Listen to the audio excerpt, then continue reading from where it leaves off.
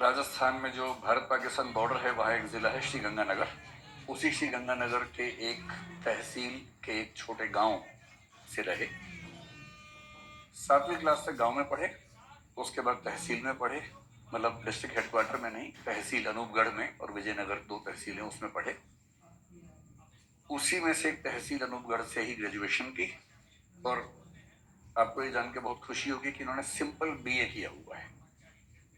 BA में political science, economics, English literature ये पढ़ा है और बीए ही किया। उसके बाद हायर एकेडमिक्स की तरफ रुख नहीं किया, क्योंकि इरादे स्पष्ट थे कि सिविल सेवाओं में ही जाना है या किसी और सरकारी नौकरी में जाना है।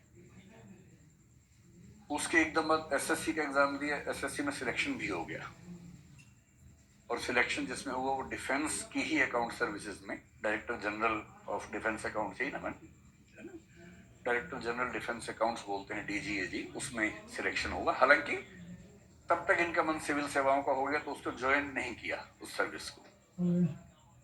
2015 में ग्रेजुएट हुए, 17 से तैयारी शुरू की, 18 में पहला एग्जाम दिया और पहले ही एग्जाम में 337वां रैंक इन्हें मिला। और IRTS एक सर्विस होती थी उस समय, इंडियन रेलवे ट्रैफिक सर्विस, जो रेलवे की सबसे अच्छी सर्विस मानी जाती थी, उसमें इनका चयन हुआ।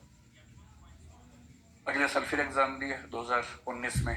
ये 18 के एग्जाम की बात थी, पहली है। 19 में फिर एग्जाम दिया, फिर अच्छा एग्जाम दिया और इस बार रैंक सुधरा, पर ज्यादा नहीं सुधरा। 337 से 317 रैंक हुआ। इस बार जो सर्विस मिली उसका नाम है इंडियन डिफेंस अकाउंट सर्विस।